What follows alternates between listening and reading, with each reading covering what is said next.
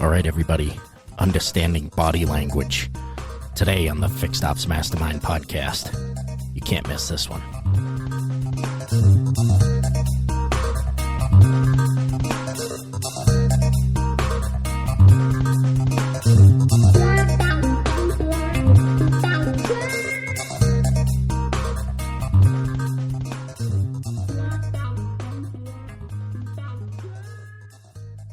Before we get into this interesting episode, let's talk about our sponsors.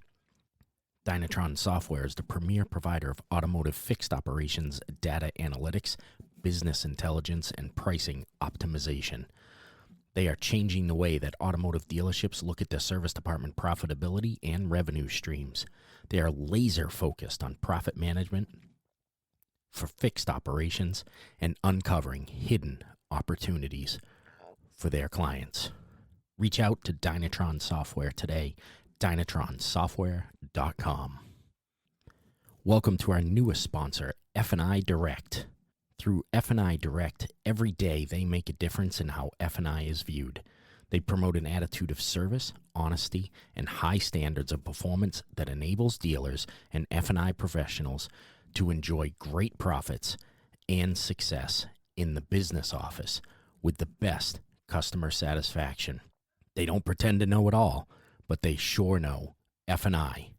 They stand by their training as one of the most complete and involved F&I trainings ever seen by most, and they guarantee it.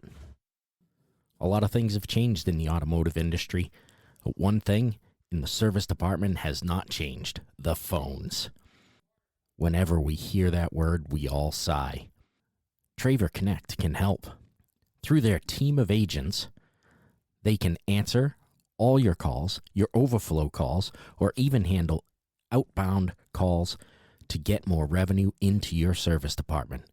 I know the people at Traver Connect personally, and these guys get it.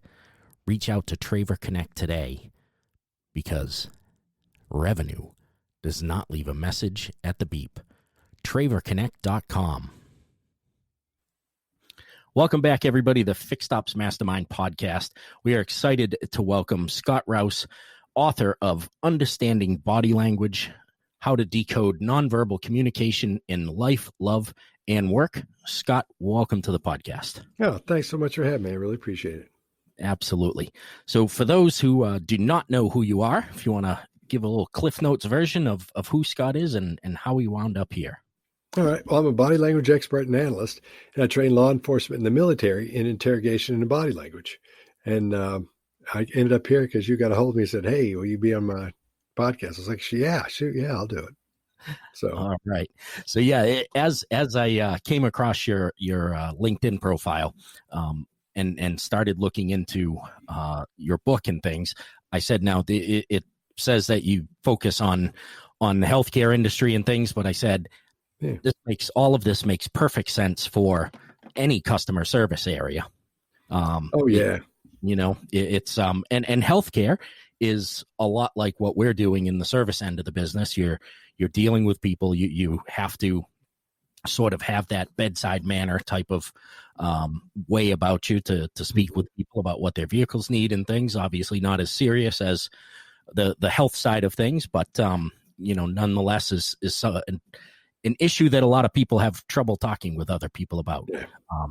And so that was what drew me into you. And then having received your book and started to look through, I have not read the whole thing, but there is a lot of good information in there and a lot of things that you start looking through and you going, okay, I do that. I didn't realize that's that's. But it's not all bad. It just tells you. It just explains what you're seeing when someone's doing those things that you see yourself doing.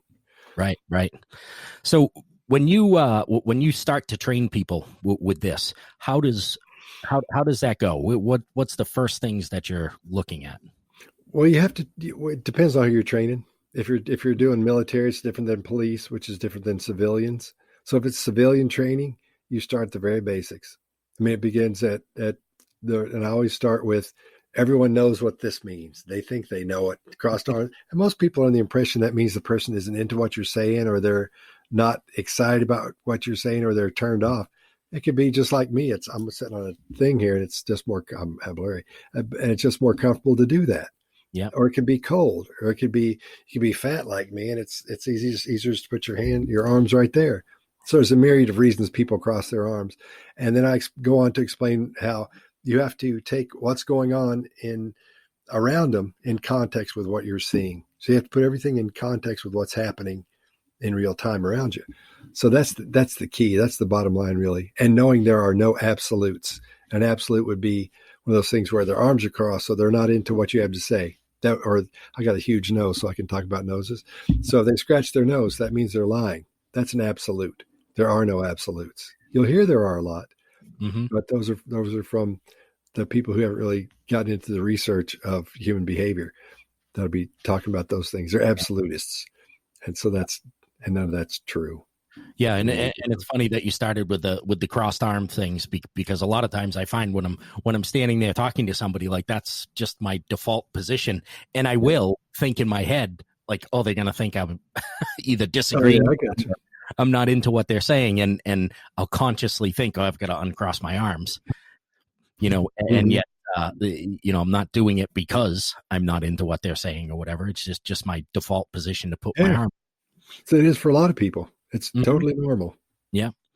So how did you wind up teaching the military and law enforcement body language? How do you wind up becoming a body language expert? Well, mine started when I was a little kid. When I started, my father's a doctor.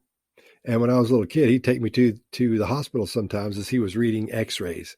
And I would see him interact with patients, not with sitting there with him, but from a distance. We lived in this little town called Louisa, Kentucky at one point when I was 6 or 7 years old. And he was the only doctor there for a while, like the only one. A very small town, little next to all these coal mining towns in Kentucky, in eastern Kentucky. And one time, and we lived, it was so small, we lived right next door to the school. And my mom would take me and my sister, my brother. My brother wasn't in school yet, but my sister was. And she was 2 grades ahead of me. So I guess I was in the first grade. And my mom would come and get us and bring my little brother. And she'd walk us down 2 blocks down to the hospital, which is really 2 big houses stuck together. And we'd eat lunch with my dad at lunchtime, 2-3 times, a week. And one time I went down there and we were a little bit early. And I saw 2 of my friends from school that went there, Billy Elkins and Robert Bellamy. And we were sitting there in his office, and you could see out into what looked like a living room. I guess it was a living room, but it was part of the hospital.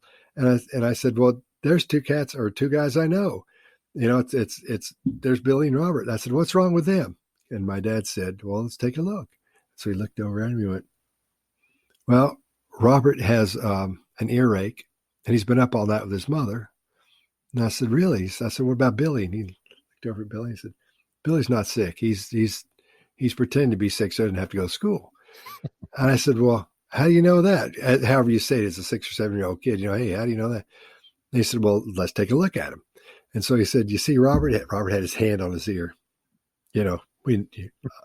So I said, oh, yeah. And he said, see, I was leaning on his mother. And I said, yeah. So that lets me know his ear probably hurts. They said, let's look at his mother. And I said, okay. And he said, see how her hair isn't, because we knew her, see how her hair isn't as nice as it usually is? And I said, yeah, because he hadn't done her hair yet. And he said, now look at her clothes. He said, she didn't look like she stood in front of the mirror for a long time to get ready to come down here, now did she? And I said, no, she doesn't. He said, that tells me, and she didn't have any makeup on. He said, that tells me that she's been up all night with Robert because his ear hurts. And I said, oh, that's fascinating. That's what, how you know Billy's not sick? Billy Elkins, how you know he's not sick? He said, well, let's take a look at Billy. And so Billy was sitting on this little bench and his legs were doing this. He said, see how his legs are dangling on that bench? And I said, yeah. He said, all right, well, there's that. He said, if you don't feel good, you're probably not going to be dangling your legs. He said, he's looking at a magazine. He was looking at highlights or whatever you look at in the doctor's office. I said, hey, he's looking at highlights. He said, now see how his eyebrows are up? And I said, yeah. He said, that says that he's just taking in, he's trying to understand something as something's being given to him. He's receiving information anyway. He's reading the magazine. I said, okay. He said, now here's what's going to happen. He said, now let's look at his mother. His mother was totally opposite of Robert's mother. Her hair was done. She had on makeup. She looked really nice. She was sitting up straight and didn't look too worried. And he said, now what's going to happen is this. In the next couple of minutes, his mother's going to say something to him. Billy's mother's going to say something. And when she does, his eyebrows are going to go down like this. And he's going to look at her sideways like this. And he's going to say something to her. She'll say something to him back, and she'll pat him. She'll put her arm around him and pat him. And then once she does that, his legs will start going back, his eyebrows will go up, and he'll start reading that magazine again. And then she'll start sitting up straight again. A couple minutes went by, and that happened. And I thought my dad was magic. I thought, oh my God, this guy's got his magical powers. So from that day on, from that lunch on, I was hooked. I want to know how you could tell what somebody was, what was going on with them, what they were going to do next was always sort of my fascination. What will that person do next? Which was part of what he was talking about. So that's where it really started. And from then on, he would tell me, he would point out things with people. We'd be in a store and I'd say, what's wrong with that guy? And the guy would be limping. He said, well, he looks like he's got a problem with his leg or his ankle or something. So even as a kid, though, you don't put that stuff together usually. So I started putting all this together and it started making sense. And I started getting really into it. And he'd tell me about body language he'd see on people and bring me books and things and read me research. I was too young to be listening to that, but he'd do it anyway. And so that's where it started. And then as you start going through that, you run into people who don't know what you know. They're like, tell me about that. What do you mean he's going to do this or that? How do you know that? And like my dad explained to me, I'll explain to someone else. Then after a while, you get kind of good at that. And you start liking it because you realize, geez, I can do this okay. So as I went through my life, it became one of those things that sort of stuck out. And I was like, I'm going to start doing that. So I started training people. And you start small. I guess you start with like Lions clubs and things like that. When you start doing it. But my training started a while back. So it's after a while, people get to know each other. They know you're okay. If you work for the military, they're going to do background checks on you. You got to sign a bunch of stuff. They go through, they talk to your family. There's depending on who you're working with.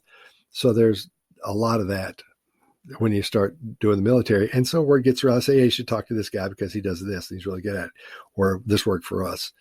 And same thing with police departments. You get out there and they go, really, who's this? And two calls and you're like, and they go, oh, okay, geez, that's the guy. Let's just talk to him. That's sort of the way it starts, if that helps at all. Yeah, absolutely. And so when you're working with police departments and the military, so you said earlier, there's no absolutes just because somebody's arms are crossed. Right. So how do you work them through understanding what to look for in those signals, depending on what the situations are? Okay. Well, let's talk about nervousness.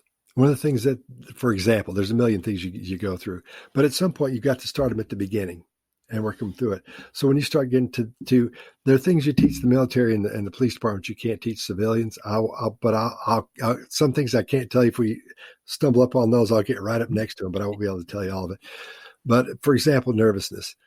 You want to be able to know the differences in the types of nervousness you see. For example, if in the military you're in Afghanistan or you're somewhere in the Middle East and you're at a post and you've got to guard something, you've got to stand, you've got to be there for a while.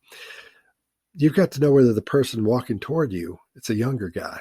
He looks a little too young to be doing anything, but you're really not quite sure, but he looks nervous. What type of nervousness are you seeing? So as he walks towards you, is this person going to run up and touch you and run off? When he gets fairly close, he'll start running and run up and touch you, because that's a game they play over there. They want to touch an American, and all the other kids will laugh and run around, but they won't be in groups of kids like little children, but that's one of the things, run up and touch one, run off, or shake their hand and run off. Or is this person coming up because they've never seen an American in person and they want to talk to one? They want to come up and go, hey, what's going on? And what's it like? What do you think? Just to connect with them. Then you got that, you may have the person who's got, 4 pounds of C4 strapped to them. They're going to come up and blow everybody up. And they're going to have specific things that they'll show you that's what they're getting ready to do, but they'll be nervous as well. So you have nervousness, but you have the different types of nervousness and levels of it. So you have to be able to decipher what you're seeing in there so you don't give them the wrong information. So if something's up, you want them to know something's up very quickly. Mm-hmm. Instead of having to wait for, I shot him. I thought he was going to do this. You don't want any of that happening. Yeah, right. You have to know for dang sure. So you have to be very confident when you start making those decisions. And if you're the person training, you can't come in with you have to know your research, and you have to know what you're talking about so you don't get somebody killed, not just Americans, but somebody else by accident. Mm-hmm. you know, Right. if they make the wrong decision. So you have to be very careful when you do that and make sure everyone understands what you're talking about before you leave. Right. That makes sense. So you're going to train situationally, right? For, so somebody, obviously, if they're interrogating somebody for something, or trying to get information, or if they're just on, whether it's law enforcement or military, if they're just on a routine patrol and they're interacting with the public, obviously there's different things that you're teaching them to be looking for, to help them perform their job. Now, back on the healthcare side of things, and I'm sure you can probably talk for 12 hours on the military and law enforcement side of things, on things that you see, but on the stuff that's more relevant to what this audience is going to listen to. So the healthcare and the customer service side of things. Okay. Where do you spend most of your time training with healthcare professionals in increasing their bedside manner and things like that? What are typically the types of things that you're teaching them to look for? Well, there are several things you're dealing with these days when it comes to the doctor-patient relationship. And one of the big ones is the patients who sue doctors the most are the ones that don't feel connected to their doctor or that place or the doctor's office, in other words. Mm-hmm. So the key here is to make sure you do the things, not just you as a doctor, but for the people that work for you as well. Make sure they make the right connections for these people.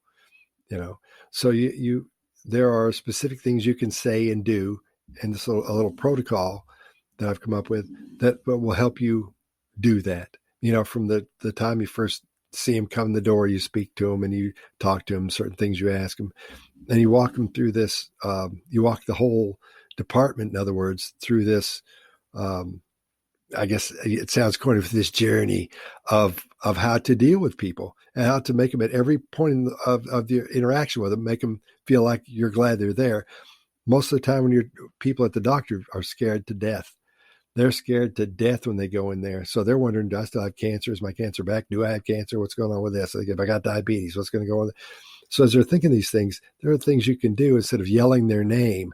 When you're coming out to get them, just yelling their last name and their first name, which they never get called by. That you get rid of some of those things, and that helps a whole lot. So there's tons of things you can say and do that help with that interaction with the patient and the doctor and the people in his office or her office.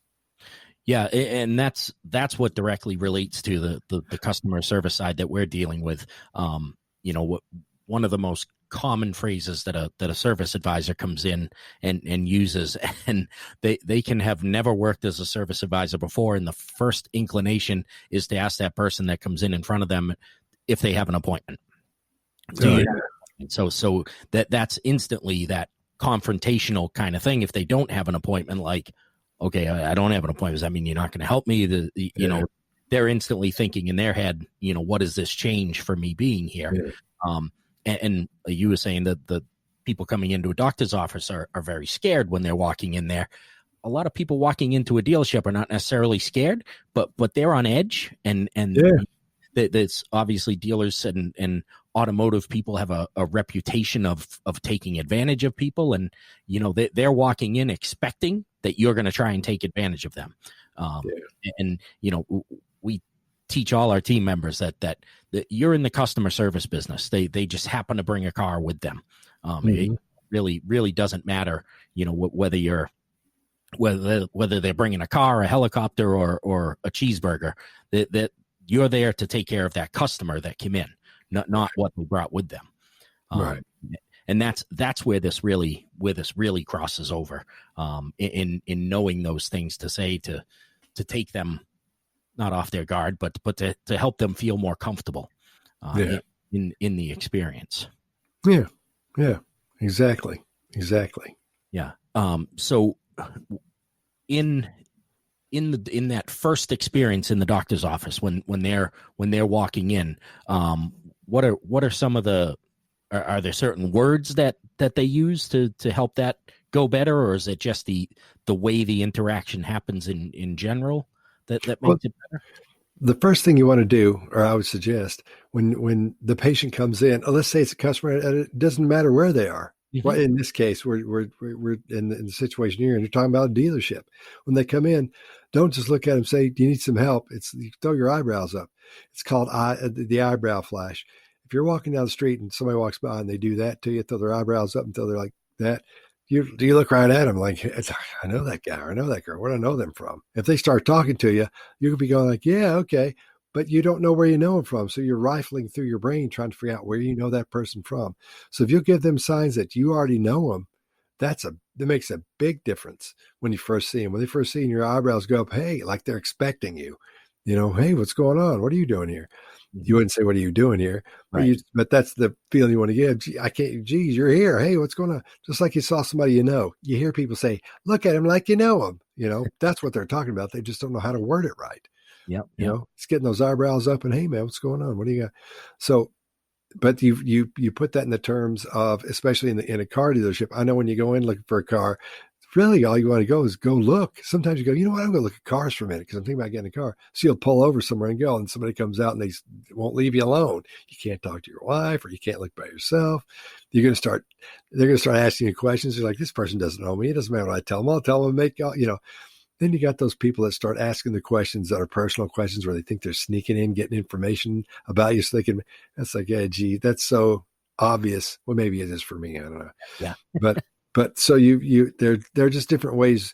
Your approach to that would be, the first thing was get those eyebrows up like, hey, and and look them right in the eye and say, how are you? Come on in. Come here a minute. Let me show you this. Just to make them feel like they're normal. You don't go, can I help you? Don't do it don't get them up like that. You don't want that. You just want that quick flash. Hey, what's going on, man? That's when you focus in on them. I have this secret thing I do where all my friends think I'm almost magical because I can make babies connect with me instantly. When we go to Cracker Barrel, when I see a little baby in there, I can make that baby track me the whole time I'm in there and the whole time that baby's in there. And simply because when I see the baby, if I walk up to it and look at it, I just do this the whole time. Hey, because their mother does that. Everybody looks at them. Their mother goes, what are you doing? And keeps her eyebrows up. So if you keep doing that, the baby will look at you and just track you everywhere. It's this thing we have inside us. When we see that, we know that person from when we were a little child. So that's one of the things that I'll make sure, if I'm teaching somebody in sales, that's what you do. You make sure they get that taken care of. Yeah. That's very interesting, and I can I'm running through my head as you say that of people that I've walked by in the street, and I'm picturing somebody doing that now, and that's exactly what you're doing. Is like, do I know them? Like, yeah, exactly. I still can't get past this differences in your camera and my camera. I look like a troll over here. You look like you're on a movie set or something. It's a really good camera, man. Look at me. That's like, hello. And you look so pro. Well, the good news is most people are only going to hear this on audio, so Oh, okay. you'll be fine. I do put out video clips, but we'll spruce you up. All right. Okay. Okay. Yeah. See if you do something. You get something to make my nose smaller. My wife would love that. I would do it on my own if I had that. No, when you get a big nose, you come see me and we'll compare them. Because right now I got it in the bag, man. So. So are there? I'm sure there are a ton of other kind of subconscious type things. That's what I'm thinking. Like with the eyebrow raises, that's almost or it is a subconscious thing when you do that it's just been ingrained in you from when you were a baby and you saw that from your mother or your father all the time. Are there some of those kind of subconscious things that take people off guard, kind of make them at ease? When you shake somebody's hand, a lot of times you'll see somebody they'll shake your hand. You'll put their hand on top of their hand as you're shaking it. Mm-hmm. Ooh, that's the last thing you want to do. Nobody likes that. Or you touch their arm. Your preacher can do that. Your Mm-hmm. priest or whatever can do that, but that's the only person can do that. So that's one of those things you don't want to do. You want to make sure you don't do that double touch thing, because it's like, ugh. And if your handshake is too strong, then it's like, oh, man. Or if they do that thing where they flip your hand over so their hand is over on top, I just cut it off right there. I'm like, oh, God. this person, that we know where their head's at that point. There's a lot of little things you can do just from that initial interaction. One Mhm. thing you can do that helps, and there's a guy named Joe Navarro. He's like he's the first three faces on the Mount Rushmore of body language. He's the one that we all, Joe Navarro. One of his things, or he talks about this study that was done, I think it was at IBM, where they'd have these new people that worked at a company would be sitting in an office. And then so someone would come in and meet them for the first time. When they stood up, they'd have them like really quickly before as they saw them, they'd look at them, then they'd straighten their coat out or their dress or whatever. Then they'd stand up and talk to them. Then they had a group that did the same thing. They met them, but they didn't do anything to their clothes. They didn't preen. That's what it's preen. That's what it's called, preening. They didn't do that at all. They just stood up and shook hands and talked. The ones that stood out the most, the ones that ended up being quote unquote liked the most, were the people who like straighten themselves up really quickly. Just a real quick shirt pull or pulling their jacket together as they got up, which was showing they're being respectful for trying to look the best for this person they're just meeting. They're meeting for the first time. So that's one thing you could do as well. So when you see someone, before you speak to them, as you're walking up to them, be straightening up. You're not really big, not like, over the top, but you're just kind of getting that little quick pull on the jacket and get your stuff together. So as you talk to them, it looks like you've shown respect for it, but not to where you're doing the necktie. Hey, you don't want to do a Rodney Dangerfield when you're coming up. Hey, what's going? But just something small and simple. Subconsciously, that apparently works like a charm. Yeah, and that's I'm thinking of just little things that advisors and the valets can do as they first meet somebody that really puts them at ease in a situation where most people are uncomfortable walking into. And just having a couple of little things for them to be able to try it is something different. Rather you're trying to always change the language that you're actually speaking. As opposed to how you're presenting yourself with your actual physical body. So that is interesting. So what made you write the book, Understanding Body Language? Everybody always wants to write a book, and there's three buddies of mine. They've all got these. We have this thing called the Behavior Panel. It's a thing on YouTube. And we talk about different body language. We'll talk about a murderer one week, and then we'll talk about an embezzler one week. We'll talk about a con man one week. So, and we're all body language. There are four of us: Mark Bowden, Greg Hartley, and Chase Hughes, and then me. And we're all either interrogators and or body language experts. The only one's not an interrogator is Mark Bowden, but he's the number one body language expert in the world. That's what he's been voted as for like the last 68 years or something. He's not 68. So, geez, I forgot what your question was. I'm over here trying to tell you about this stuff, and I forgot what I lost it. Why did you write the book? Oh yeah. So these guys I'm telling you about, they all have, every time we do our thing on YouTube, that we all open up with what we do. They've all got a number one book. Well, they've all got more than, everyone, like one of Greg Hartley's got 11 books. I don't know. And a bunch of those were number one. And then Mark Bowden's got, I don't know how many books Mark's got, but like 5 of those have been. And then Chase Hughes, he's had everything he writes goes to number one. So it's like, gee, you got to be kidding me. So I'm the only one without a book. So I was like, my wife kept saying, you got to write a book. So finally it worked out where the people at Rock Ridge Press got a hold of me at Callisto and said, hey, look, we'd like for you to think about doing a book for us. And I said, I'd love to. I need to do one. So like, really? Which from a sales point of view, I shouldn't approach it that way. But like, yeah. So we talked and it went really well. And they were so good to me from the word go. I was like, all right, that's what I'll do it with these people. So they were really, it sort of went in reverse as you usually write a book, then you look for a publisher. Mm-hmm. They came to me. So it was a lot different. I got really lucky in that sense. So I didn't have to self-publish. So yeah. So that's where I started. But I've always wanted to write. Everybody always wants to write a book. Everybody's got a book in them. But I was like, I'd like to do it. When it showed up, I was like, all right, I'm going in. Here we go. And having thought about it for so long, they give you a structure. They say, try to cover this, and this. Yeah. So as you do that, you go, okay, great. That won't be a problem. And so I had everything. And so it went fairly, it only took about a year to do. Yeah. I think sometimes it takes longer, but for me, it took about a year. So I think it was this time last year when we first started talking. A guy named Joe Cho gave me a call. and we from Callisto and Rockridge when we started talking about it. So it went Marissa Hines. She was another one that I talked to right after that. They're really good to me. Been really good. Awesome. Yeah, the book, like I said, I haven't been able to get through the whole thing, but just even skimming through some things to find out a little bit of information.